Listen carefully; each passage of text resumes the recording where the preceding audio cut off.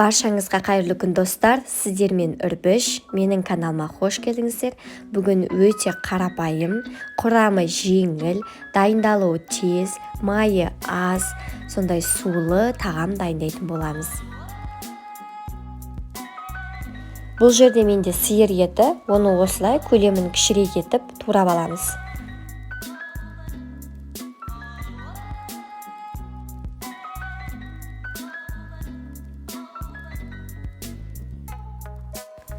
Пиязды да жұқа етіп тураймыз.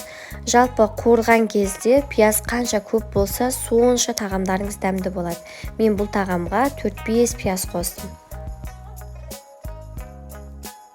Ал картопты тым үлкен емес, тым майдайда емес, қатты езіліп кетуі мүмкін. Сондықтан орташа көлемде тураймыз. Құрғақ қазанымызға 1,5 шөміштей май құйдым. Ескере кетейін, мен мұны 8-9 кісілік адамға жасадым. Енді осының үстіне тұзды себелейміз. Сонда бірінші етті салған кезде майыңыз жан-жаққа қатты шашырамайтын болады. Етті шамамен 5-7 минут жақсылап қуырып аламыз.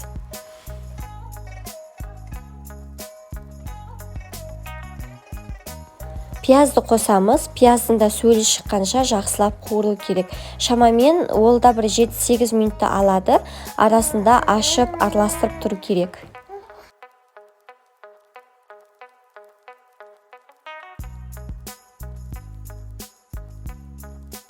Ең соңғы картоптарын саламыз. Және картоптарды жақсы қызартып дәм беру үшін қызанақ қосамыз. Қызанақ болмаса, томат пастасын қоссаңыздар болады. Маған бір қызанақ аз болды, сондықтан тағы біреуін қостым. Тұзын, дәмдеуіштерін қосып, осы кезде жақсылап араластырып, шамамен 3-4 минуттай ғана араластырып тұрып қуырамыз. Ұзақ уақыт қуырмаңыздар, өйткені біз майда аз құйдық. Енді суын құямыз. Су бетіне кішкене ғана көрініп тұру керек. Толық қақпағын жауып, қайнағанын күтіңіз. Қайнап шыққан соң дәмін көресіз міндетті түрде. Одан кейін оттың астын пәсейтіп 30-35 минутқа қойыңыз. Біздің тағамымыз дайын. Міне өте оңай, дайындалуы да тез.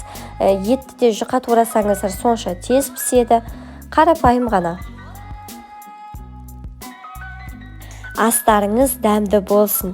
Тағы да қандай осындай жеңіл, тез дайындалатын тағамдар бар. Төменде пікірде күтемін, міндетті түрде қалдырып кетіңіздер, дайындап көреміз. Сіздермен бірге болған Үрбіш Әмір. Келесі кездескенше.